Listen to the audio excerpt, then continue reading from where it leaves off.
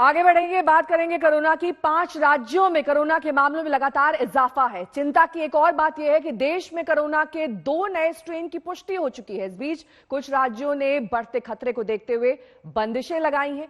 PMO की भी बढ़ते कोरोना मामलों पर नजर है।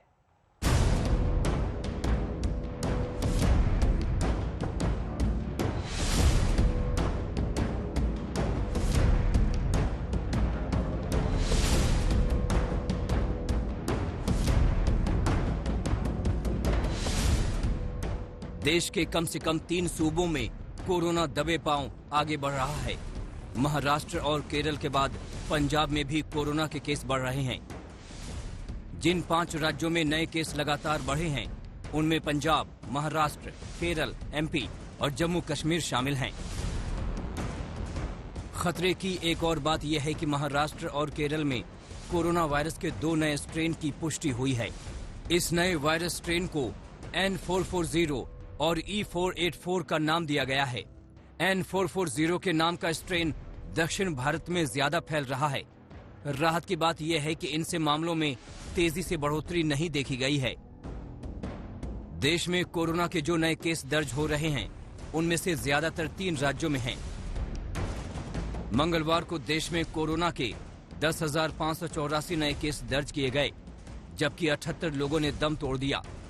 78 मौतों में से महाराष्ट्र में 18, केरल में 16 और पंजाब में 15 मौतें हुईं। कोरोना के बढ़ते खतरे के मद्देनजर सतर्क राज्यों ने कुछ अहम फैसले भी किए हैं। पंजाब में 1 मार्च से बंद परिसर में 100 से ज्यादा और खुले परिसर में 200 से ज्यादा लोगों के जमा होने पर पाबंदी रहेगी।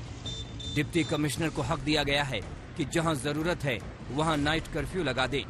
सिनेमा हॉल में दर्शक की तादाद घटाने पर 1 मार्च को फैसला होगा। एमपी की राजधानी भोपाल में धरना प्रदर्शन पर रोक लगा दी गई है।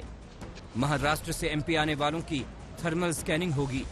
12 जिलों के कलेक्टरों को क्राइसिस मैनेजमेंट ग्रुप की बैठक करने को कहा गया है। उधर तमाम कोशिशों के बाद भी महाराष्ट्र के कुछ शहरों में हालात नहीं संभल रहे। अमरावती में लॉकडाउन के बाद भी एक दिन में 926 नए केस सामने आए। एमपी में कोरोना का खतरनाक हॉटस्पॉट रहे इंदौर में भी खतरा बढ़ा है। यहां एक ही दिन में 105 नए मरीज सामने आए। कोरोना ने चिंता फिर बढ़ाई है। पीएमओ ने भी एक आपात बैठक करके बढ़ते खतरे पर जानकारी ली।